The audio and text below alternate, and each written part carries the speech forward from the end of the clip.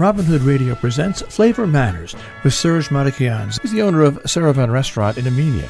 If you can't find him in the kitchen or gardens, then follow him either on Facebook or Twitter at SaravanNY.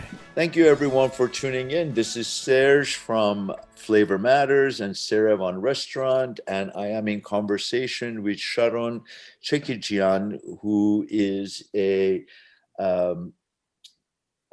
doctor, emergency doctor, specialist doctor, teaching and working at Yale University.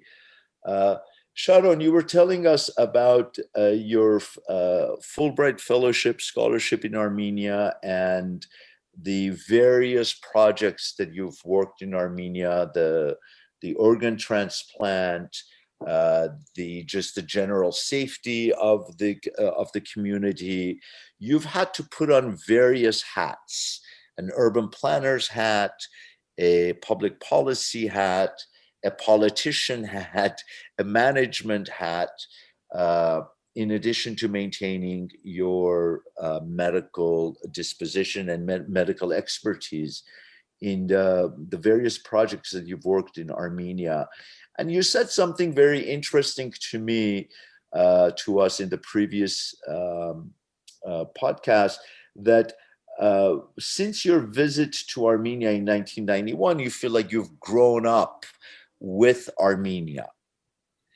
Do you, because Armenia has gone through such transformation from being a republic, a Soviet republic, and then being really destitute after the fall of the Soviet republic, and now Armenia, especially Yerevan and Gyumri and Gori, they have become such vibrant cities, Dilijian, Lake Sevan.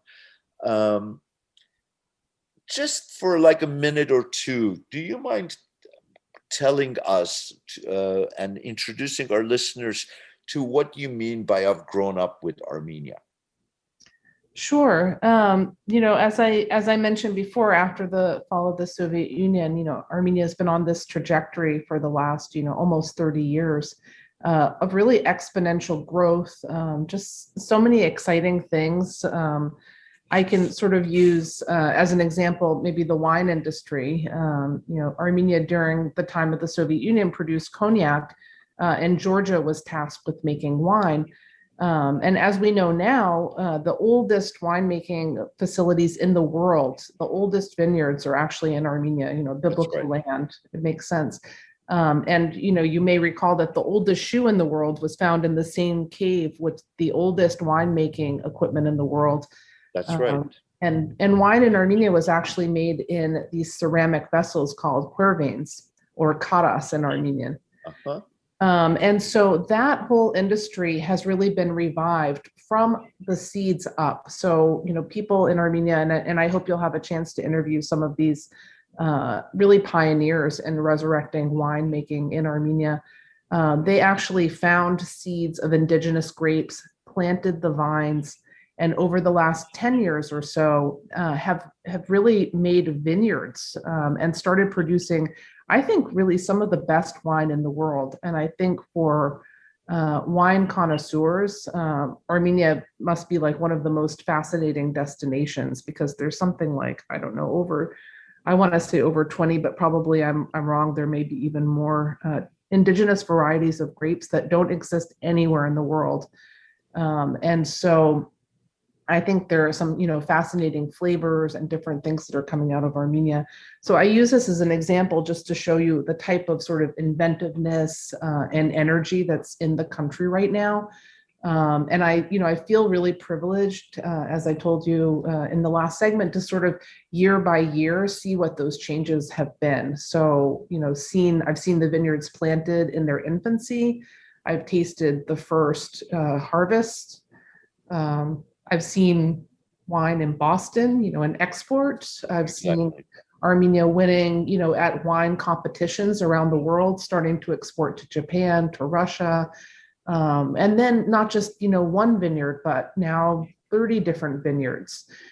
So you can just, I think because it's such a small country, you can kind of get a grasp of what's happening in the country. And you can magnify that now in every area, in restaurants, in hotel development, in The tech everything, industry. in technology. There are startups that are going from their infancy now to employing 700 people, 800 people. And so Armenia has really become like a little Silicon Valley of the Caucasus as well. Exactly. And for me, just on a personal note, I know that when I went to Armenia, my sense of being an Armenian was, of course, very, very vividly and strongly and visibly fortified.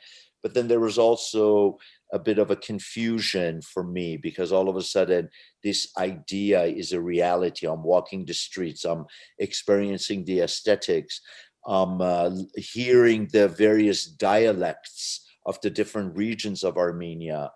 And it's really piqued my curiosity, hence this podcast. So I feel that there is a new reinvigoration of understanding what Armenia means and what being an Armenian, when I say I'm an Armenian, what that means for me. I'm wondering how that may have evolved for you. Yeah, it's interesting when you say when you say that, it kind of brings to mind a story that my dad once told me about Israel. That there was a man who was going to Israel for the first time, a Jewish man, and he saw a prostitute in Tel Aviv, and this is a true story. And he said to the taxi driver, how could that be? This is a Jewish nation, and that person must be Jewish, but they're a prostitute. And the taxi driver said, we're a nation. We have everybody here. We have prostitutes, we have businessmen, we have doctors. And I always have that same feeling in Armenia. I mean, there's nothing monolithic about an Armenian. There's not one type of Armenian. There's everybody, because we're a nation now. And so you have, good and bad. You have everybody. You have every segment of society represented. And I think that's so important to remember. And I think that's kind of strange for a diasporan Armenian who's grown up in a very homogenous diasporan community. And one thing also that Armenians in the diaspora have always been really in Muslim countries for the most part. And so they've always sort of had this tradition of upholding values, that are important to the society, like honesty, integrity. So these are things that are very important, I think, to diasporan Armenians. They want to be exemplary sort of minority citizens in the countries that they're in. And that's a little bit different than actually being immersed in a society where you have every type of person. Yes, you just reminded me, I need to say this, you just reminded me a very sad feeling when I was in Armenia in 2007, and I saw this very beautiful Armenian young woman walking the streets at 10. And my heart just sank, because I knew why she was walking the streets of Yerevan. And I think, so you just reminded me of that experience and my walk.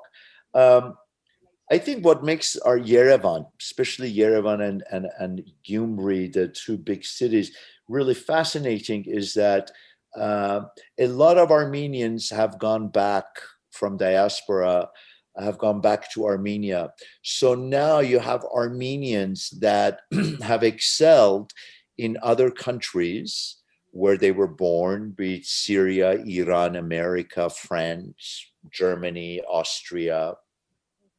And they're back in Yerevan or Gyumri and starting a business, or Switzerland. I met a gentleman that has decided to go back from Switzerland to Armenia. And I find Armenia to be such a wonderful melting pot of all these Armenians that have come to Armenia, and they are discovering their own Armenian sense, but also discovering it imbued with the cultures in which they were living. You're right, Sergeant. You can just think about, over the last, 15 years or so, Armenia has really, in a way, benefited from all the instability in the Middle East. And we had this huge influx of refugees coming from Syria who speak Western Armenian. And we were talking about that in the first segment of the podcast. And they came with their own cuisine, which I'm sure is intriguing to you as a chef. And we can talk a little bit about that. And now we're seeing people coming from Beirut. And so you're right, it's sort of a diaspora and melting pot at this point. And Armenia's become so much richer because of it, not just in terms of, restaurants, which has been fantastic. I mean, I think having that Middle Eastern cuisine has been eye-opening for a lot of Armenians whose ancestors came, from Middle Eastern countries after the genocide, and all of those cuisine traditions were kind of lost during the Soviet Union, which had its own cuisine, which was pretty widespread. That's right. And then also the Soviet era imposed limitations onto the Armenian food creativity and the way Armenians ate because of the availability of ingredients and the restrictions of what was available and what was not available. We have about 4 minutes left in our conversation, and I would love to finish this segment with the story of your mother-in-law who had to call the emergency service of Armenia. I'll let you tell this story. We have just about 3 minutes. Yeah. So you had asked me, I think, when we talked before this podcast about how things might be different in emergency services in Armenia. Do people have different ways of treating patients, et cetera. And it made me recall a story where I was in Armenia and my mother-in-law had not seen a lot of me, I think, because I was busy working on the project. And somebody called me and said she had called 911 and they were at the house and could I go by and check on her? And so I did. And when I got there, actually, I was so surprised because the doctors from 911 were in her living room and she was serving them tea. And they were all sitting in chairs and they were conversing with her. And they knew actually all about me. So she had called, thinking that her blood pressure was elevated. But really, I think it was sort of a way of interacting with me and getting me to the house. But also somehow interacting with the emergency system that she knew I was working with. And, when I sat down to check on her, it was kind of interesting because the physicians had really grasped that everything was actually fine and that she just needed a visit. And so they were visiting with her. And I sat down and in turn visited with them. And then they were, able to sort of leave her in my care. And I was really touched because I think we don't have that option, here in the US where we're sort of channeled into protocols and, medics going out to the house and bringing the person to the hospital. And, here was an example where they entered into somebody's house and understood immediately what the situation was. And I like to think that sort of personal touch goes along with every interaction that they have, actually. I have one question. Did she serve you guys nazuk? No, because nazuk is not traditionally served in Yerevan. So I know they call it gata. Yeah, gata. So it's interesting because Persian Armenians are looking for nazuk, just like I think Armenians from Beirut and from Syria are looking for things like baklava when they arrive in Armenia, and up until very recently they didn't find those things. But really, I love that story because I think that's something that would only happen in Armenia, And I want to finish with this: that there was an evening, late evening, was a Sunday night. This is about 3 years ago. There was a gentleman that was sitting on his own, and he was, as you know, I like to go and thank everyone who's joined us. And I went and I thanked the table, and the gentleman that was eating on his own was the last person that I said thank you. And I noticed that he had ordered the nazuk that has become such a popular dessert at Yerevan. You don't know how happy that makes me. So I went and I said, oh, thank you very much for, I hope you're enjoying the nazuk. He goes, yes, it's very delicious, except I know it as gata. So right away, I knew that he was an Armenian from Armenia. That's funny, Serge. And I remember actually visiting your restaurant, maybe it was even, I don't know, over 15 years ago, and you had nothing on the menu. And I knew you were Armenian when I arrived at the restaurant with another group of Armenians. And, James Tufinkian, who has a house right in the area where you have your restaurant and where you live. And we knew you were Armenian, and we arrived at the restaurant, and there was maybe one trace of Armenianness on the menu. And now over the years, I've noticed that you're incorporating things more and more into your menu that kind of remind you of your childhood or dishes that you've had or that you're reworking. And I know during the pandemic, I think that became even more pronounced because you were cooking for people to take things back to their home. And so you wanted things to be homey. And so I've noticed those things sneaking into your menu. I don't know if you have any comments. As I told you, my visit to Armenia has surely invigorated my sense of being an Armenian. And I remember about 3 years ago, I woke up and I said, listen, you're an Armenian from Iran. What are you doing cooking with your traditional French technique cooking? There's this whole other cuisine that exists. And why don't you express yourself through that medium rather than my traditional cooking techniques that I had been taught or I had worked because of all the chefs that I worked with in New York City. Sharon, I feel like I can have 10 more segments with you.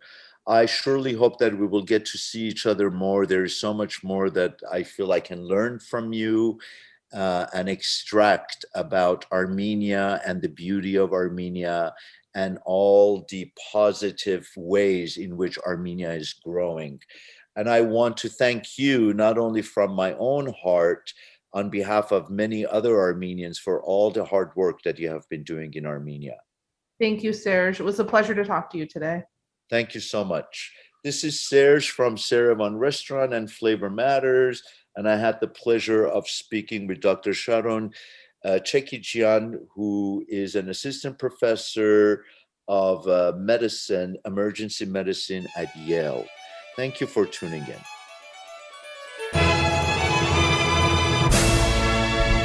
Flavor Matters is a joint production of the Yerevan Restaurant and Robin Hood Radio. For more information on the Yerevan Restaurant in Armenia, New York, yerevan.com on the web.